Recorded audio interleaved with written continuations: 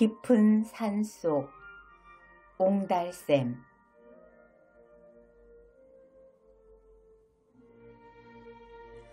미술 전반에 조예가 깊을 뿐 아니라 특히 종교미술에 관해서는 뛰어난 해설자이기도 한 은퇴한 교수 신부님이 이끄는 문화탐방팀의 일원으로 이태리를 여행한 적이 있다.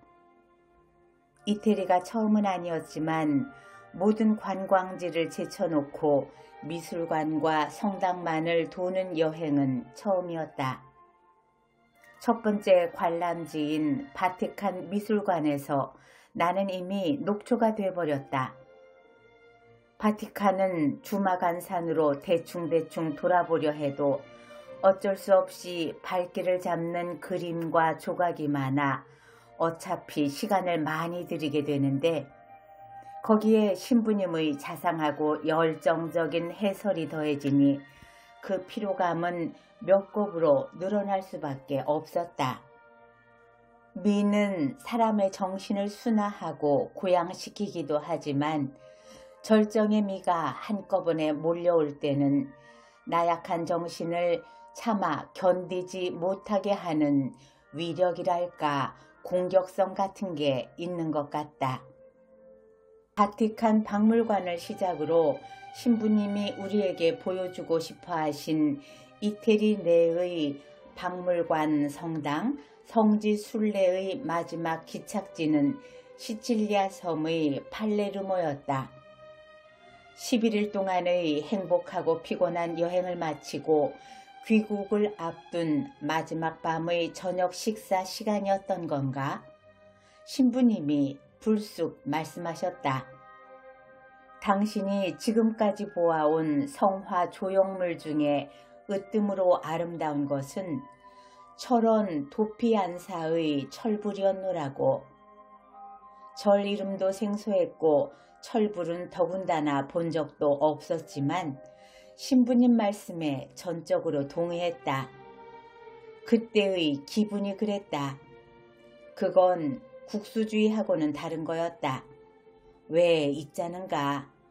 온갖 기름진 산의 진미를 배불리 먹고 나서 그 포만감을 이기지 못해 한다는 소리가 뭐니 해도 맛 중에 으뜸은 어릴 적 우리 엄마가 우거지 넣고 끓여주던 된장찌개 맛이라고 말할 때 아무도 이의를 제기할 수 없는 것과 같은 기분이라고 할까?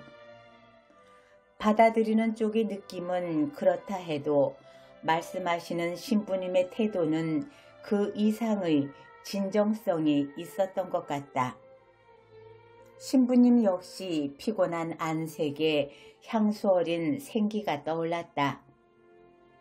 신미안처럼 독창적이고 편협한 것은 없기 때문에 함부로 추종할 일은 아니지만 귀국 후에도 문득문득 그 말씀이 떠오르곤 했다. 신미안이 뛰어난 분은 칭찬해도 인색한 법인데 더군다나 카톨릭 신부님이 어떻게 불상을 그렇게까지 극찬할 수 있을까? 속으로 한번 꼭 가봐야지 벼르고 있었다. 그러고는 잊고 지내다가 금년 어느 화창한 봄날 큰딸이 운전하는 차로 드라이브 삼아 교회에 나간 적이 있는데 아마 경기 동북부 쪽이었던 것 같다. 어느 지점에선가 철원으로 가는 도로 표지판이 나왔다. 철원은 38선 이북 땅이었다가 휴전이 되면서 휴전선 이남 땅이 된 곳으로 북녘 땅이었을 때의 노동당 당사 건물의 골격이 음산하게 남아있는 것을 아주 오래전에 본 기억 외엔 나하고는 전혀 연고가 없는 땅이었다. 철원 가는 길이 나오자 철원은 곧 철부를 연상시키면서 반가운 생각이 들어서 그리로 가보자고 했다. 신부님한테 들은 이 세상에서 가장 아름다운 철불이 있는 도피안사에 가볼 작정이었다. 절 이름은 또 얼마나 특이하고 아름다운가.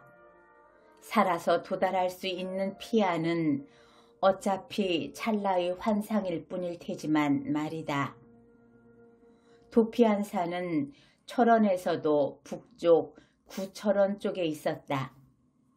내비게이션 덕에 헤매지 않고 직통으로 피안에 도달할 수 있었다.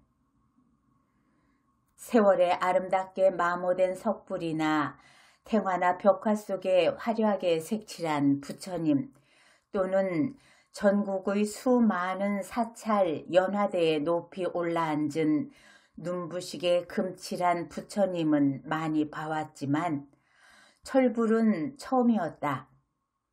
눈부시지 않아서 마음 놓고 쳐다볼 수 있었다. 내 나름으로 본 철불은 인자함보다는 당당함이, 초월적이라기보다는 현세적인 인상이었다.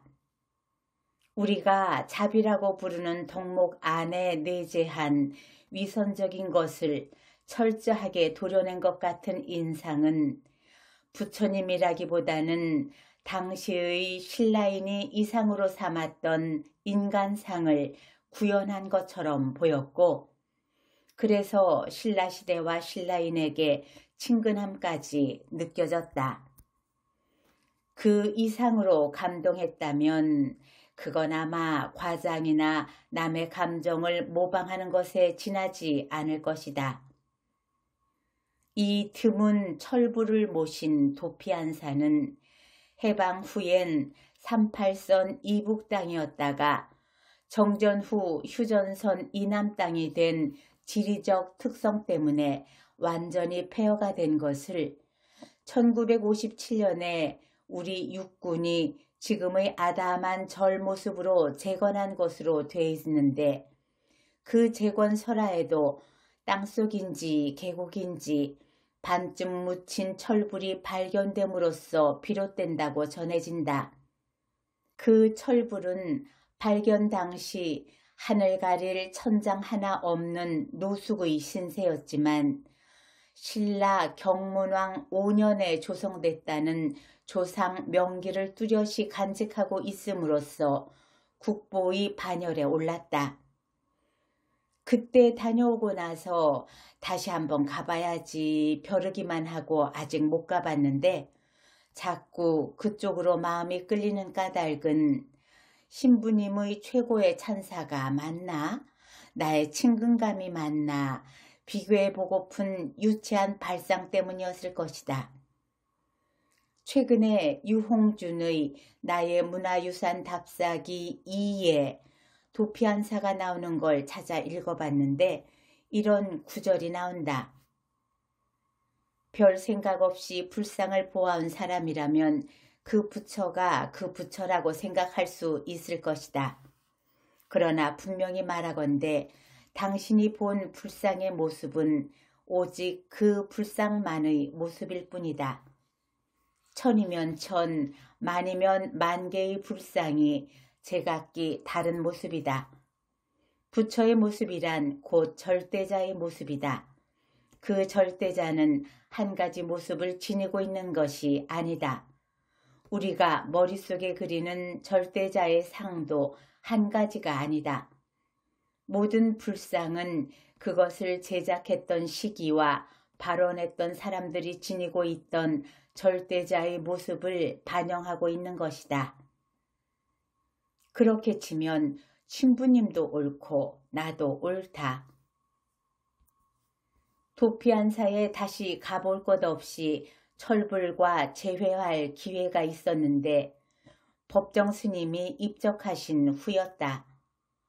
텔레비전으로 연일 스님의 생전 모습이나 일화를 비춰줄 때였는데 속세에서 스님의 마지막 거처였던 오두막도 나왔다.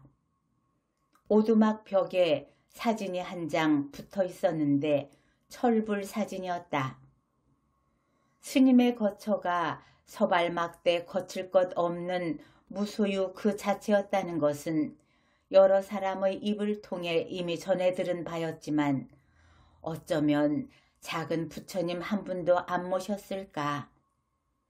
하긴 스님은 길상사 주지 스님이기도 했으니 스님들이 법당 외에 침소를 꾸밀 필요가 없는 것과 같은 이치였을 것이다.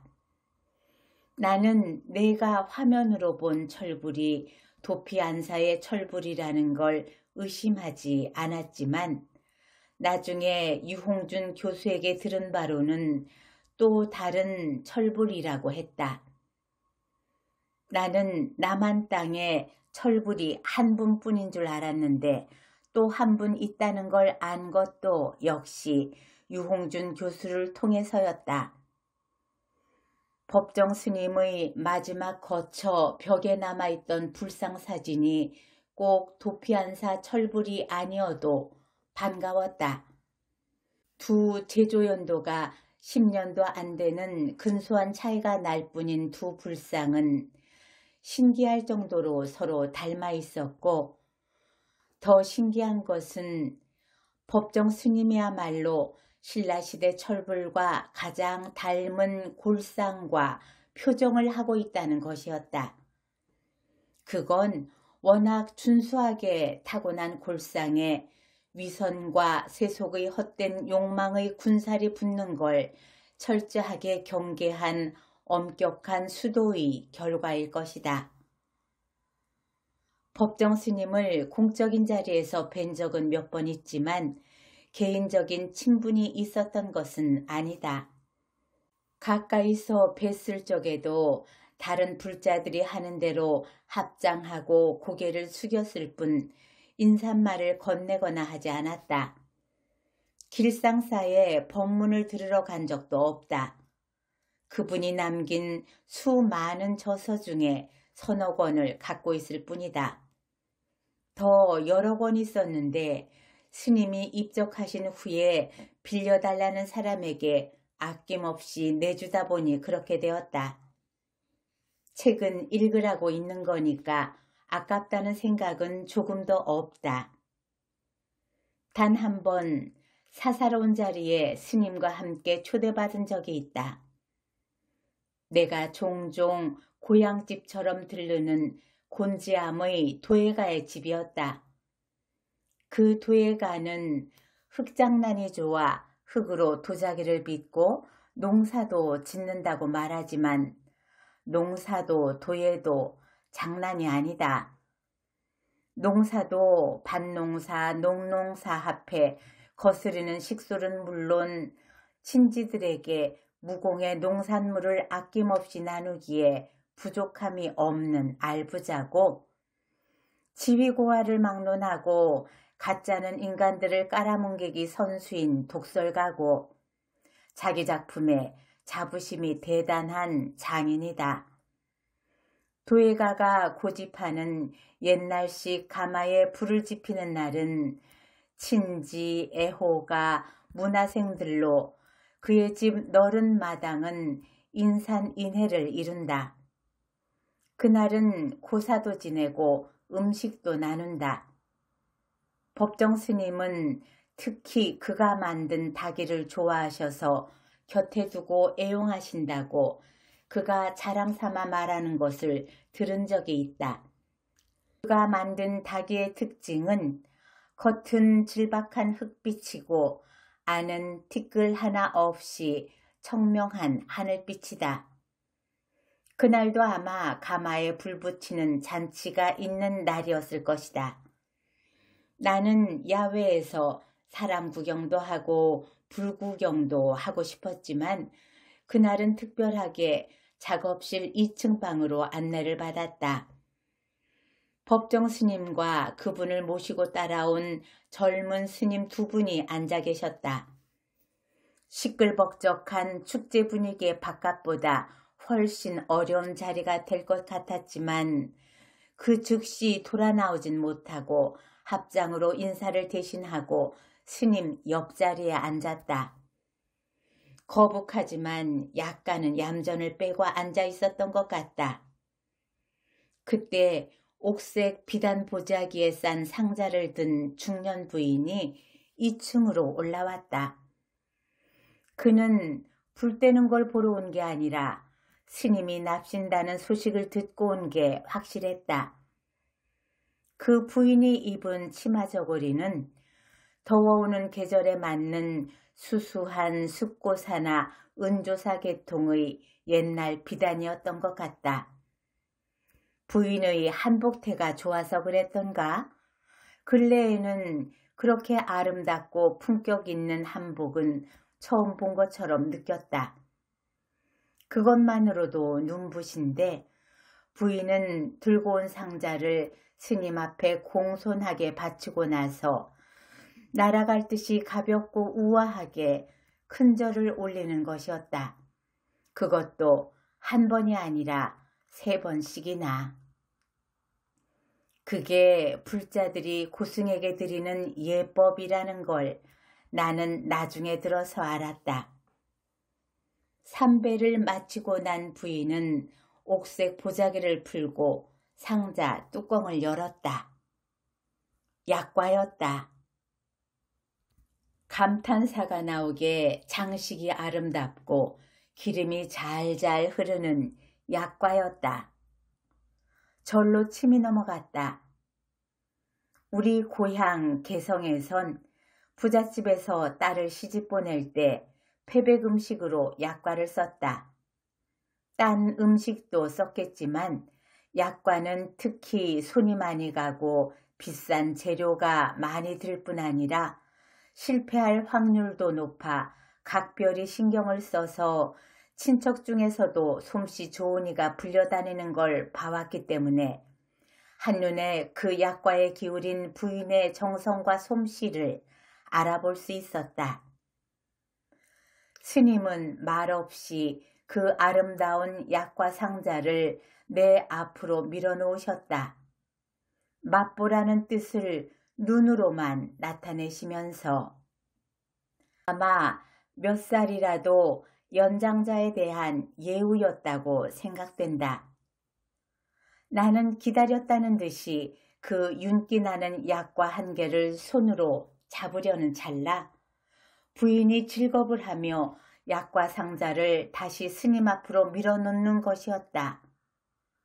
감히 부처님께 올린 신성한 것에 먼저 손을 대려는 무례에 대한 질책과 자신의 정성을 몰라주는 스님에 대한 섭섭함이 노골적으로 느껴지는 시선이었다. 그 부인과 스님, 나 이렇게 이상한 삼각구도 속에서 가장 무안하고 난처한 건 내 입장이었다. 나는 얼른 손을 오므리고 얼굴을 붉혔다. 스님은 말 없이 담담한 표정 하나 흔들림 없이 당신 앞으로 돌아온 상자에서 약과를 하나 집어드시고는 다시 넌지시 내 앞으로 밀어놓으시는 것이었다. 나도 스님처럼 약과를 한 개 집어들고 나서 상자를 다시 스님 앞으로 돌려드렸다. 스님이 내가 먼저 약과를 맛보기를 기다리시는 것 같길래 그렇게 했더니 스님도 그제서야 약과를 입에 넣으면서 약과 상자를 다른 스님들 앞으로 돌리시는 것이었다. 그때 스님의 태도는 물 흐르듯이 자연스러워 부인도 섭섭하지 않게 나도 무안하지 않게 했다. 순간적으로 일어난 일이었고 약과 맛도 잊었지만 그때의 물 흐르듯이 유연했던 넌지시는 오랫동안 잊히지 않는다. 법정 스님은 대중적인 인기가 많은 스님이었다. 정기적으로 행하신 길상사에서의 법문을 들으러 중생들이 구름같이 모여들었고 법문을 듣고 정화되고 깨우친 느낌은 혼자만 간직하기 아까운 듯 열정적으로 전파하는 소리를 들은 적도 있다.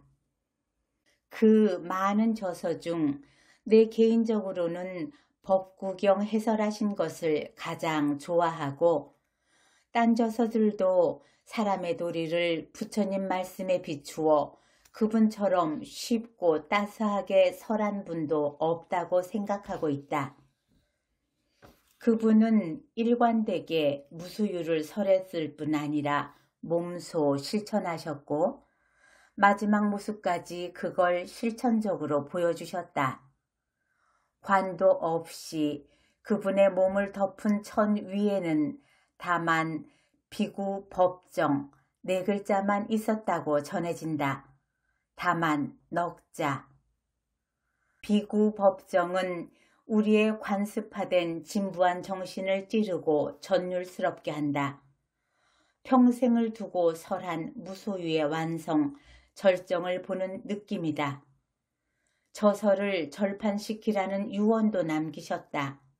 이승에서 진 말의 빚이란 말씀 속에 마지막 길을 철저하게 자유롭게 가고자 하는 그분의 결곡한 성품이 느껴지는 한편 나 또한 글을 많이 퍼뜨린 저자의 입장에서 시시로 엄습하는 행여 내 글의 사기성은 없었는지 군더더기나 동어 반복은 없었는지 말이나 글로 표현될수록 진실과 멀어지는 것 같은 느낌, 읽히고 싶다는 욕망 안에 도사린 함정 등을 돌아보게 했다. 유언이 지켜지고 있는지 아닌지는 잘 모르겠고 그것이 출판계의 도덕성의 문제인지 법적인 해석의 차이인지는 더더욱 모르겠다. 중생이 마음으로부터 그분의 말씀을 목말라 한다면 책이 계속해서 출판되는 걸 막을 수는 없다고 생각하지만 그렇게 되면 저절로 발생하게 되는 인세라는 돈의 문제가 과욕이나 불필요한 다툼이나 불화를 유발하지 않기를 바랄 뿐이다. 스님은 길상사 주지로 있었고 맑고 향기롭게의 화주이기도 했으니까 사후에도 그분의 뜻에 어긋나지 않게 좋은 일에 쓰일 것을 믿는다. 생전에도 스님은 생색을 내가며 남을 돕는 걸 원하지 않으셨다. 넌지시 도움의 손길을 내민 사례를 나는 여러 번 전해 들어서 알고 있다. 넌지시란 무엇인가? 부처님의 자비도 되겠지만 기독교가 최고의 미덕으로 치는 오른손이 하는 걸 왼손이 모르게에 해당하는 게 아닐런지. 스님은 연예인 못지않은 대중적인 인기를 누리면 누릴수록 그걸 버거워하고 때로는 지겨워하면서도 한시도 공부와 고독한 자기 수련을 게을리하지 않은 스님으로 알려져 있다. 혼자만의 사색과 공부의 시간을 얼마나 원했는지는 불일암이 번다해지자 더 깊은 산속 오두막에 숨어 사신 것만 봐도 알 수가 있다. 어쩌면 깊은 산속 옹달샘이고자 하셨는지도 모르겠다. 깊은 산속 옹달샘은 자기만 더럽혀지지 않으면 그만이라는 이기적 존재인가? 그렇지는 않을 것이다.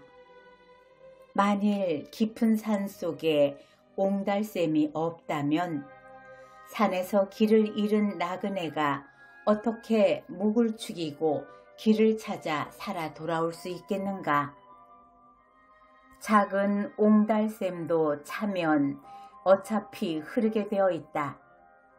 낮은 곳으로 흘러 마침내 큰 강에 이르렀지만 큰 강은 이미 오염물질로 더럽혀져 죽어가고 있다. 사람의 목숨에도 생과 사 사이에는 도저히 돌이킬 수 없는 임계점이라는 것이 있듯이 죽어가는 강에도 그런 것이 있을 것이다. 그렇게 함부로 오염시켜도 아직은 강이 아주 죽지 않고 살아날 가망이 있는 건 작지만 어디선가 졸졸 흘러드는 맑은 물이 아슬아슬하게 강의 임계점을 지켜주고 있기 때문이 아닐까? 어느 나라 어느 사회나 어디엔가 높은 정신이 살아있어야 그 사회가 살아있는 것과 다름없는 이치라고 생각한다.